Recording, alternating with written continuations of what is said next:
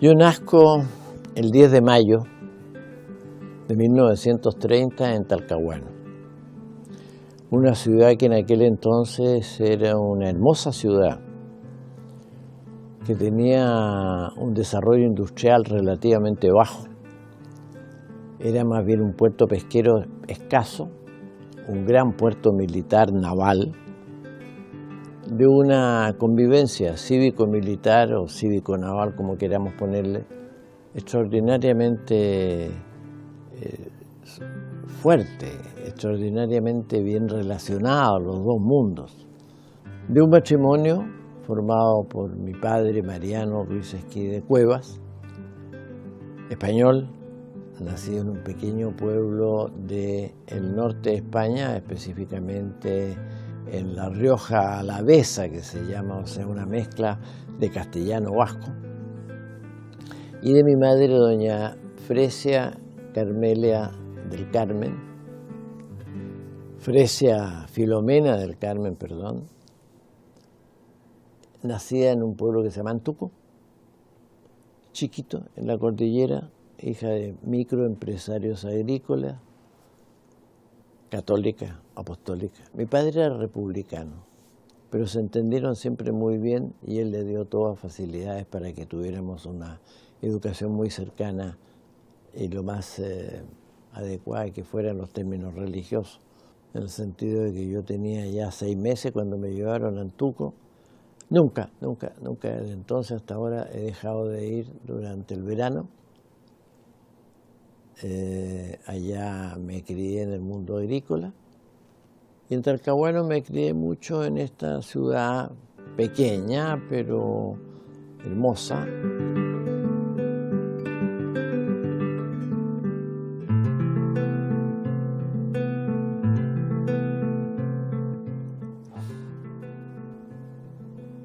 Mis padres no fueron ricos, teníamos lo suficiente.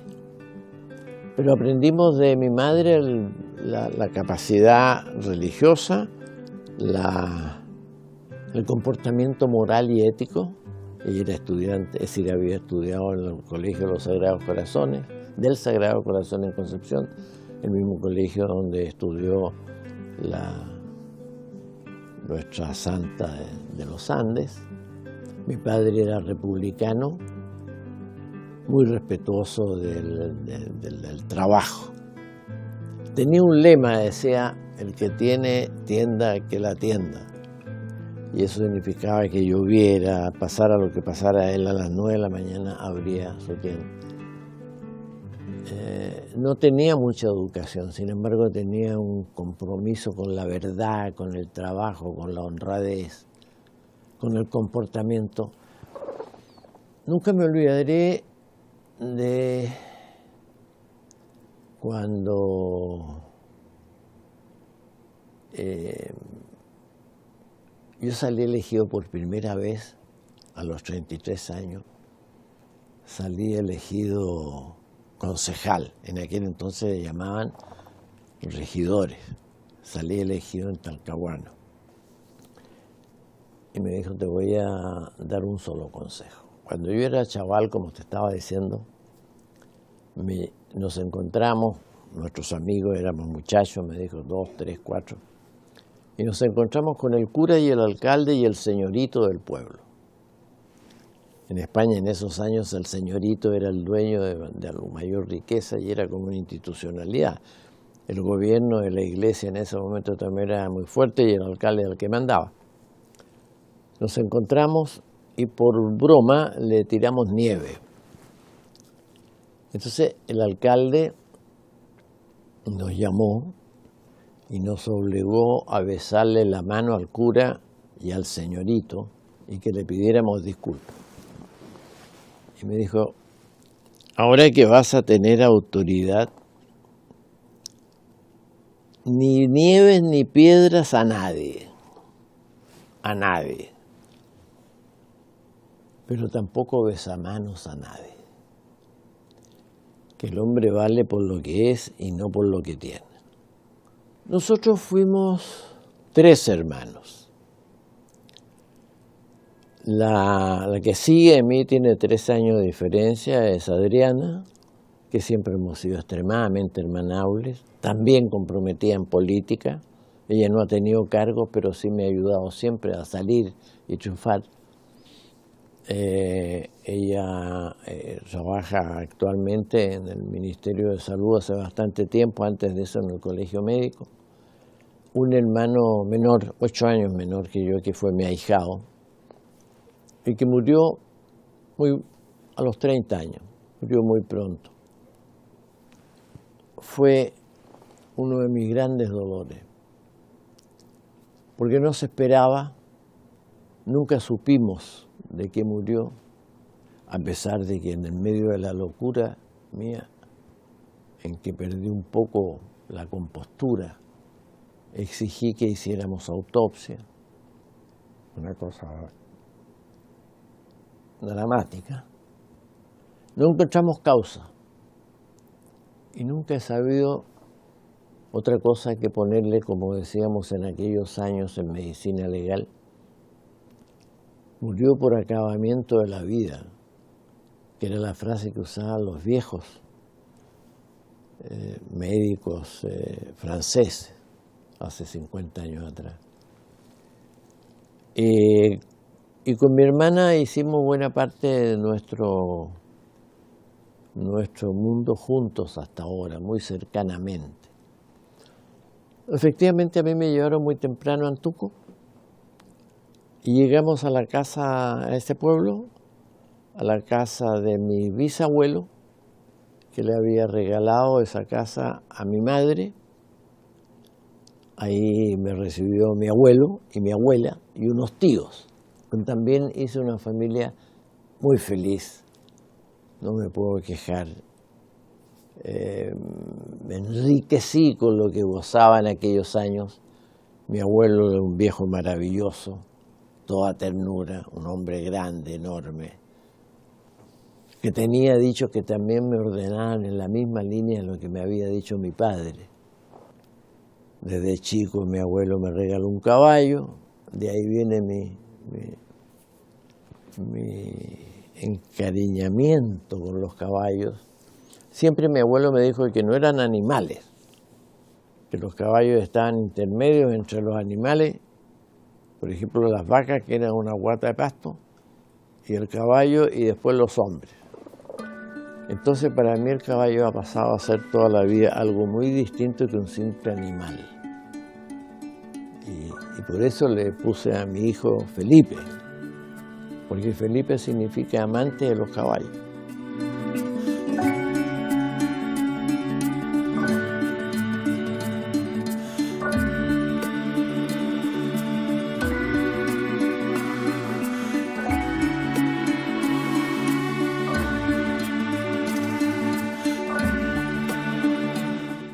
Una maravilla en un verano habitualmente plácido, que se repetía en el invierno, con muchachos de la edad mía, que ellos estudiaban en la escuela de Antuco y yo estudiaba en Concepción, y fuimos haciendo una amistad de la que todavía mantengo, con 3 o 4 también igual viejos que yo, y que fuimos siempre muy amigos de toda la vida. Muchachos ya desaparecidos, muchos de ellos, han ido muriendo, y cada uno de sus muertes es para mí un dolor de pequeño. Mis grandes dolores en aquellos años fueron básicamente eso, de la sensación de ver en el campo mucha pobreza. Chile era pobre, el campesinado era pobre. La diferencia, la incapacidad de seguir estudiando. Después ya más grande vinieron dolores mayores, cuando muere mi abuelo, muere mi abuela. Murieron viejos. Mi abuela murió a los 105 años. Mi abuelo a los 88. Mi madre murió a los 102. Mi padre a los 85. Mi abuelo paterno también murió viejo, y mi abuela materna en España también. No, yo fui en general un niño muy ordenado. El concepto de mi madre, que era muy estricta conmigo, era estudioso. Nunca saqué nota exuberante, pero mi promedio era el 5, 5,5, 6 a veces, cuando más. Era estudioso, era ordenado, era, como dicen los libros, temeroso de Dios. Era católico, apostólico y chileno, de comunión frecuente, pertenecía naturalmente a los Tarcisios, que eran las congregaciones pequeñas que había en el colegio. Después estudié, era también de la congregación mariana. Era muy chico cuando entré a la congregación mariana, que era una gran institucionalidad dentro de la iglesia, convencido de que como era con esta institución mariana, yo estaba convencido que era mía, que yo era mariano, era una estupidez, pues, soberana, por Dios. ¿Cómo puedo decir esto? Pero así fue. Entonces me costó entender que esta no era cuestión de que yo tenía una congregación propia. Tenía 10 años, 11 años. Después entré a la Acción Católica, que fue el lugar donde empezamos a tener la sensación del compromiso social de los católicos, y que fue muy cercanamente base para muchos demócratas y cristianos que estudiamos ahí. Y que después hicimos el efecto social, como decían, en los barrios de Concepción. Éramos todos estudiantes y formábamos parte de la Acción Católica, y hacíamos nuestra tarea de ir a vivir durante un tiempo variable a los barrios de Concepción, donde también todavía tengo algunos amigos que ya están casi ancianos, igual que yo, y que vivimos juntos más de un tiempo en sus casas o en los sectores cercanos al río en Concepción y en los cerros de Talcahuano. Tenía mucho compromiso del deber. Yo creo que esa fue una de las cosas más duras que me hicieron, que me apretaron un poquitito, me ahogaron casi en la adolescencia, debo reconocerlo, porque el compromiso del deber para mí era indispensable. ¿Qué debo hacer?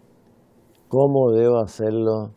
Y también muy rápidamente tuve conciencia de que mis padres hacían un enorme esfuerzo para tenerme en un colegio pagado y para darme todo lo necesario para que yo pudiera estudiar, y eso me llevaba a tratar de sacar unas mejores notas posibles. Entonces fue una adolescencia en que había una libertad muy grande, un cariño inmenso en la casa, jamás maltrato infantil,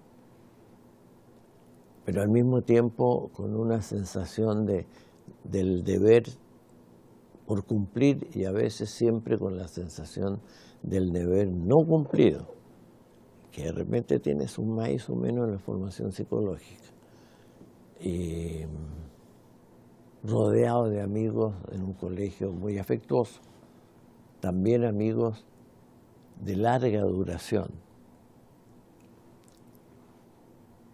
Yo todavía tengo 2 o 3 amigos del colegio, del tiempo en que estudiamos juntos.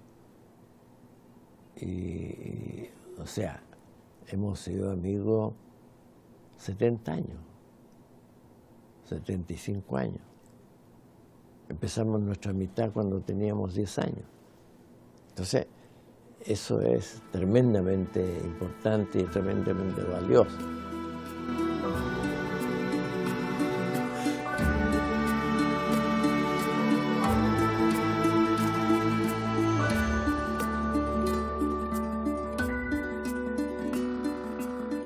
Y eso se produce por 4 o 5 influencias. La primera, la influencia del médico de que le hablaba en Talcahuano, que me trajo al mundo y que siguió siendo mi médico cuando tenía todas las enfermedades infantiles.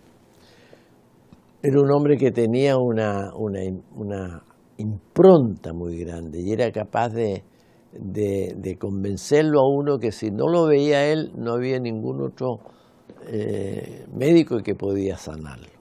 Es una cosa muy impresionante esa capacidad de dar confianza y seguridad. Era mi ídolo. Eso cuando tenía 14 o 15 años se repite con Krujkoski, que era médico. Pero ahí ya se involucra la cosa política. Entonces la figura de un médico político empieza a hacer clic para hacer medicina. Mi madre, que quería de todas maneras que yo fuera médico, me imbuía de la medicina, etc. Me regalaba libros de medicina. De manera que cuando llegué al quinto o sexto año ya estaba resuelto a ser médico. Y después, cuando empecé a estudiar medicina, al segundo o tercer año de medicina, o cuarto año de medicina, ya estaba bastante posesionado. Y ahí fue cuando me di cuenta de que si yo era médico, podía atender mucha gente, pero que la gente se enfermaba de cosas que tenían que ver con la salud pública. Sacaba nada yo contratar a los niñitos de la fiebre aftosa, o de la escarlatina, o el sarampión, todas esas cosas, porque a la semana siguiente, o al mes siguiente, a los 6 meses volvían intoxicados con las aguas mugrientas que teníamos en los pueblos, Talcahuano, Concepción. Entonces llegué a la conclusión de que la medicina resolvía los temas de a uno y había que hacer una solución global de los temas sanitarios. Y eso en el fondo era meterse en la política. Y ahí es cuando nace la segunda vocación. Y ahí ya entro desde la universidad en la política. Yo estaba en segundo o tercer año de medicina y ya nos juntamos y formamos ahí lo que se llamaba el movimiento universitario cristiano, que estaba formado por independientes, por la Falange y por muchachos del Partido Conservador Social Cristiano. Pero así fueron formándose las dos profesiones que han sido como los dos caballos en lo que he estado. Medio complicado eso también porque mis amigos médicos dicen que el que yo me haya metido en la política ha sido una bendición para la medicina chilena. Y algunos adversarios políticos dicen que yo habría sido muy bueno como médico y nunca me debí mover de ahí. Pero uno como no es monedita de oro, no puede dejar tranquilo a todos, ¿no? Pero esa es en broma lo que pasó. Y eso fue así porque yo estudié medicina, terminé. Estuve 8 años prácticamente, o 9 años, bien digo, de médico, y pasé a ser concejal y diputado. Después del año 73 tuve una dificultad para seguir como diputado. Se acabó con el golpe militar cuando Pinochet dice la frase famosa, el Congreso se cierra hasta nueva orden. Ahí estuve 17 años ejerciendo la medicina y después vuelvo a la política. O sea, y ahora, en marzo, 14 de marzo, debo volver a la civilidad no parlamentaria, pero ya no voy a ejercer la medicina. 48, 50, 52 años de vida política activa, pero de parlamentario y de concejal 40 años. Usted tiene razón, 40 años ya de representatividad pública, con un resultado final de gran déficit. Yo lo he dicho muchas veces y lo reconozco. La política activa, comprometida a concho, como lo hemos llevado la mayoría de los que fuimos parlamentarios desde aquellos tempranos años hasta ahora. Lo conversábamos hoy día con Andrés Saldívar, porque también tenemos una vida desde el año 62 en adelante prácticamente juntos. Sufre la familia. La política, como la vimos desde el comienzo, era de una exigencia salvaje. Toda nuestra vida tenía que ser para la revolución en libertad. La familia, sí, cuando había tiempo. Y eso es un error descomunal. Pero nunca dejen a la familia fuera. Ojalá puedan hacer vida familiar política o política en familia, con toda la familia adentro, estupendo.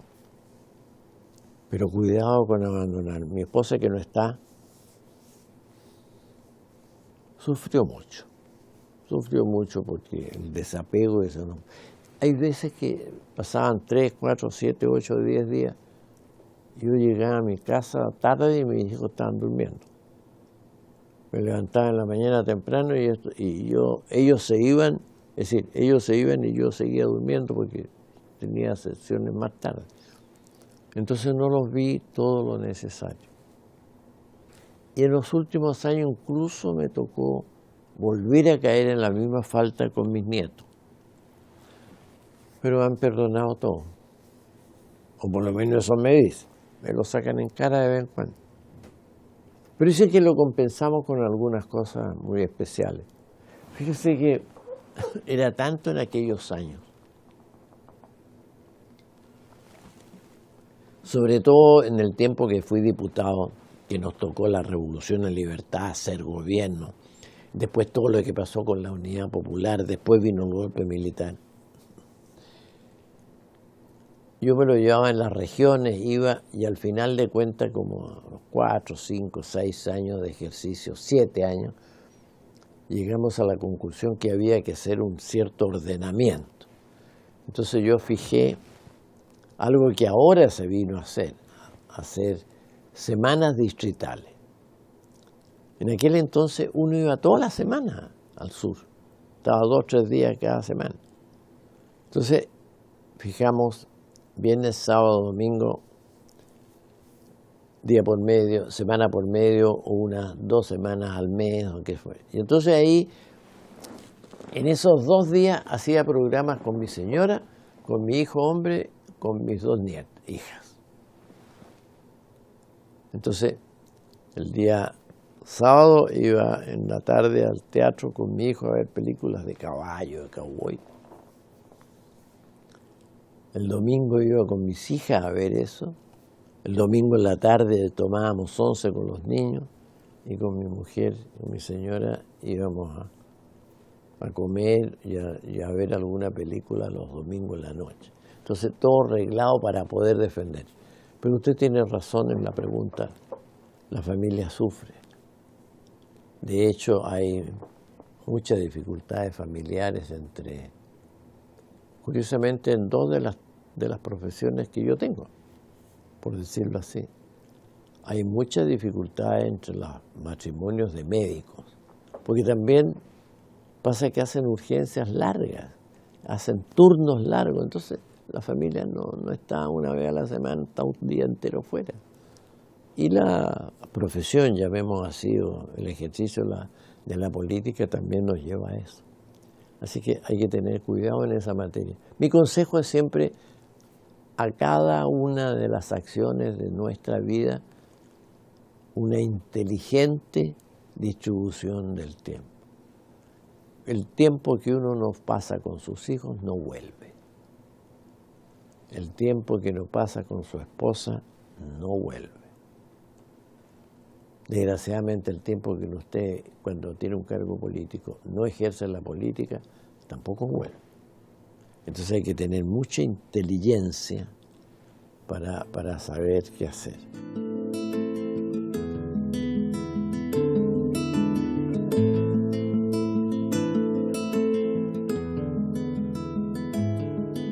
La Carta de los 13 fue un acto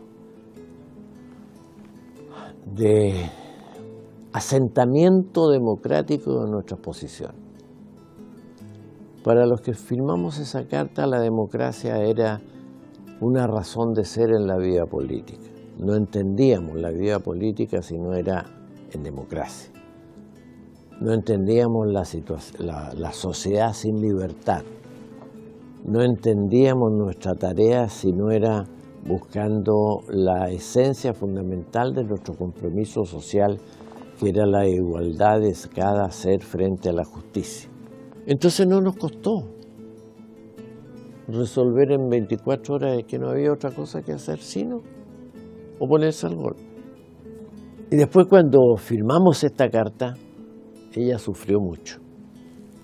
Recuerdo que llegué a la casa y le dije, mira, esto es lo que acabo de firmar.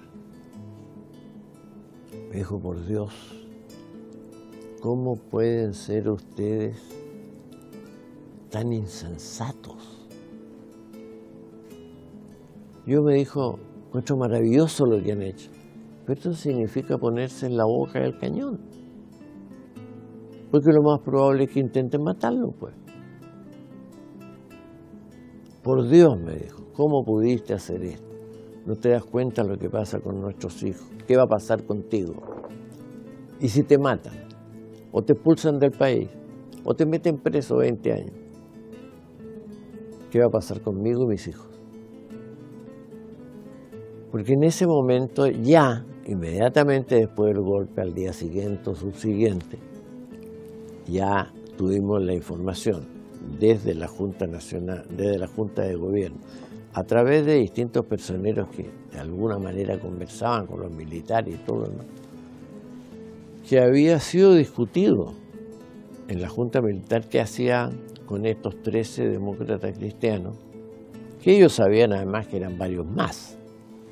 Los 13 es por lo que alcanzamos a juntar.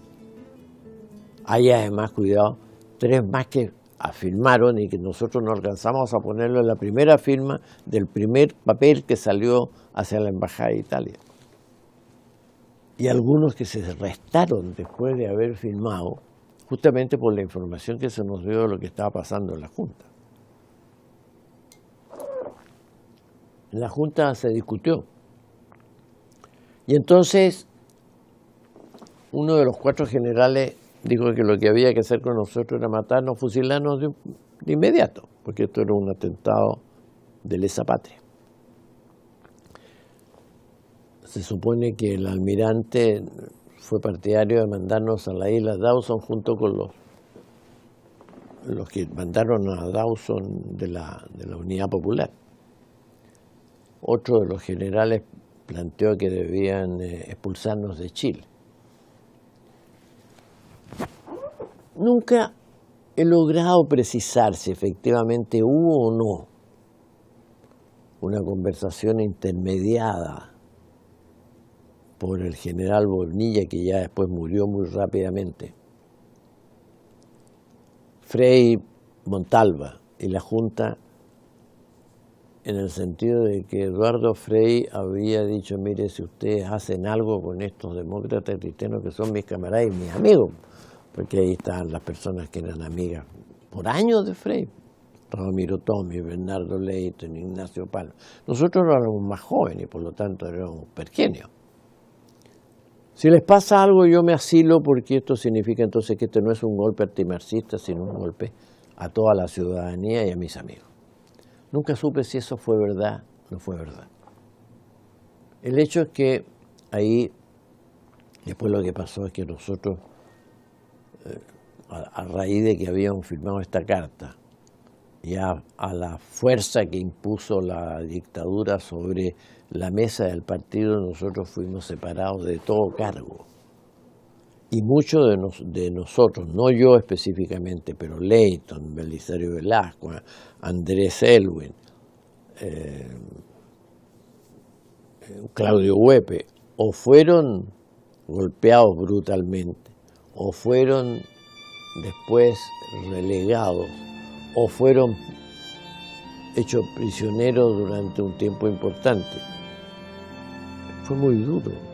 Me ofrecieron la posibilidad de trabajar en medicina, porque los hospitales había muchos médicos UP y habían quedado muchos fuera. Todos ellos se fueron. O los mataron, o los expulsaron, o les quitaron el cargo. Y ahí entonces, tomando la línea que usted señala, fue donde surgió el hecho de irme a Los Ángeles y en Los Ángeles empezar a trabajar en política a pesar de que estábamos muy presionados, y después en Concepción, y después llegar a la política, porque los caminos del Señor son bastante extraños. jefe, el encargado del servicio de salud en ese momento, inmediatamente después del golpe, doctor cuyo apellido no tiene sentido nombrarlo, él está muerto ahora, nos dijo a los que éramos médicos demócratas cristianos, que éramos entre el Senado y la Cámara como 6 o 7.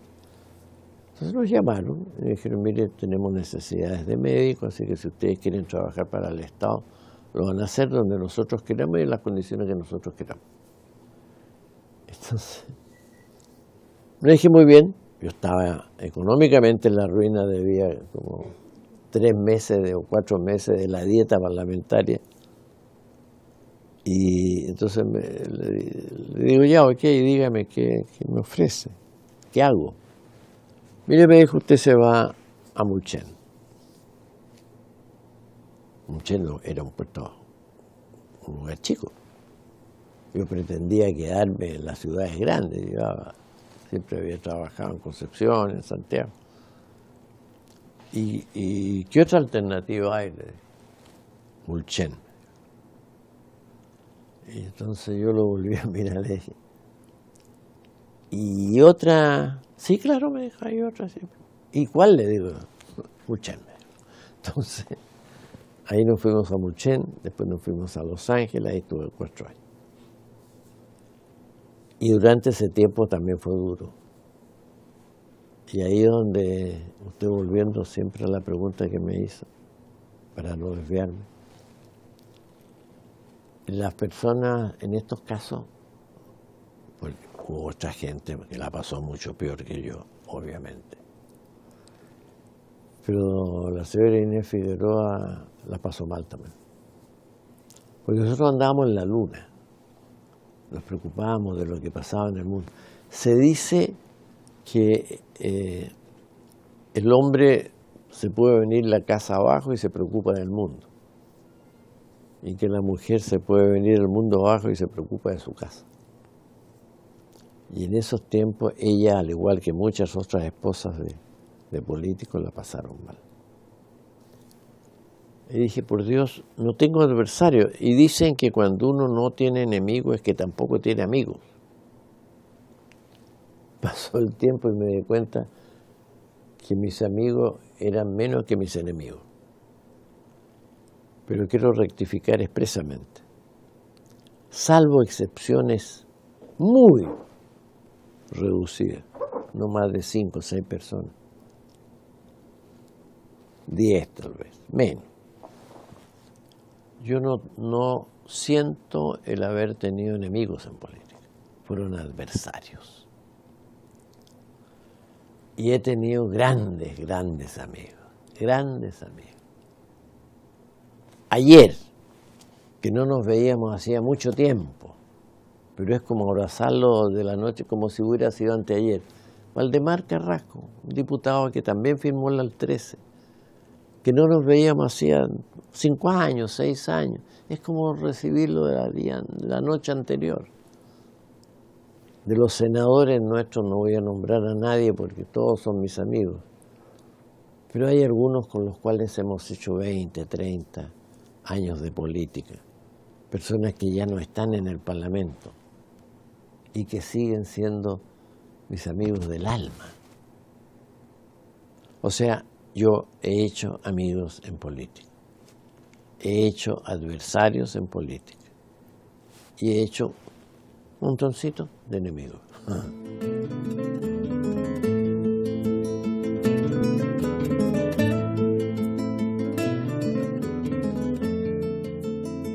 El primer proyecto que yo quise mucho fue el proyecto del maltrato infantil que se transformó en ley. Existe el proyecto de maltrato. El primer tema que yo presenté aquí fue el maltrato infantil. Resultó mal, al final de cuentas, porque se mezcló con los proyectos que venían paralelamente surgiendo como protección de la mujer.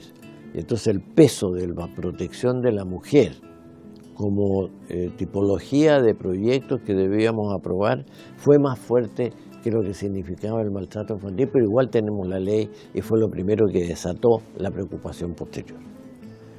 El otro proyecto que para mí es emblemático y estoy feliz, es lo que se llama el postnatal, que después, junto con la ministra de Cernam, de este gobierno, para ser muy honesto, más la participación de senadores y la participación de diputadas y diputados, más el apoyo que nos dio el partido después en la última etapa, logramos transformarlo en ley. Maltrato infantil postnatal, es decir, el postnatal de 6 meses, que es una de las cosas que llevo y que quiero como la fuerza de mis ojos, como decía un viejo escritor. Los proyectos de salud pública, en todo lo que hemos hecho durante estos años. Acabamos de aprobar en la comisión un proyecto que va a terminar siendo de tremendo impacto porque va a mejorar la condición de los médicos en su retiro y también en lo que significa aumentar sus ingresos en el servicio público para poder retenerlos en la salud pública y que no se vayan a los sectores privados. Espero la próxima semana, a pesar de que hay dificultades y a pesar de que hay quienes no son partidarios que llevemos adelante el caso, vamos a enfrentar el tema de las ISAPRES. Es lo que me queda. Si no lo logramos sacar, me voy a ir con la sensación de un fracaso importante. Espero que avancemos porque creo que hemos llegado, en teoría, a un acuerdo que aunque sea un avance tal vez menor de lo más profundo que yo quisiera, sí creo que vale la pena sacarlo. Hemos sacado proyectos en derechos humanos, todo lo que hemos hecho en trabajo con las etnias. Hemos logrado en educación, no ahora en este periodo, pero en el anterior trabajé bastante y muchas de las cosas que se hicieron el gobierno de Bachelet, Lagos y de Frey en materia educacional estuvo presente. Digamos que esos son los proyectos más emblemáticos en los cuales hemos estado trabajando. A ver, Inés ya no está. Inés fue una mujer que nos conocimos yo era como estudiante de medicina y ella como estudiante en distintos cursos, era bastante menor que yo, 4 o 5 años. Yo estaba saliendo de medicina y ella estaba entrando en pedagogía. Entonces nunca aceptó plenamente que yo fuera político. Sin embargo, hizo un gran esfuerzo. Como le vuelvo a decir, lo reconozco, pude haberle dado un compartir más grande y más cercano, pero ya no es tiempo de llorar sobre la leche derramada. Mis hijas son 3. Mariano Felipe, el mayor, son mayores ya. No vamos a decir la edad porque si no me van a retar. Pero él es mayor. En este momento es candidato al CORE en Biobío. Espero que salga. Me sentiría feliz para seguir aportando a través de él todo lo que podríamos hacer todavía. Él tiene la ventaja de haber llevado 10 años la jefatura de gabinete mía, pero también tiene la desventaja de que los errores míos le pueden jugar una mala pasada. Pero yo creo que le va a ir bien, espero, como estamos en un tiempo todavía antes del periodo plenamente eleccionario, no puedo decir, mire, voten por él. Pero sí creo que le va a ir bien y creo que va a ser un muy buen consejero. Luego está María Soledad, corazón enorme, una inteligencia privilegiada, un amor infinito con su padre, correspondido también, que trabaja conmigo. Y Carmen Gloria, abogada. Mariano Felipe es técnico marino. Carmen, es decir, Soledad es ingeniera comercial. Y la Carmen Gloria, la María Soledad y la Carmen Gloria es abogada. Ella está trabajando en la justicia. Brillante. Entonces, es un grupo que nos hemos ido arrejuntando más después de lo que nos pasó y que se demostró en forma palpable a raíz de mi enfermedad, donde llevamos ya 3 o 4 meses en que han quedado literalmente agotadas con lo que significa cuidarme y enfrentar una enfermedad gravísima y un posoperatorio duro, y un hombre mayor, enfermo y mañoso también, porque uno se pone mañoso cuando está enfermo, y 3 nietos. El mayor, él se llama, es un gringo medio ruso, inteligente, está estudiando en la Universidad Los Andes, y Andrés Bello, Francisco Javier. El segundo se llama Miguel Ángel, está estudiando arquitectura, y el menor es el hijo de Mariano, a quien quiero mucho porque él tuvo una dificultad en su desarrollo fruto de un error médico. Es nuestro karma querido y es un amor.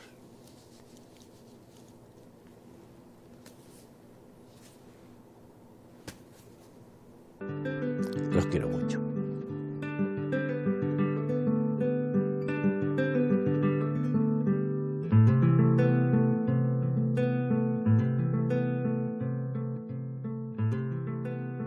Tal vez con una frase.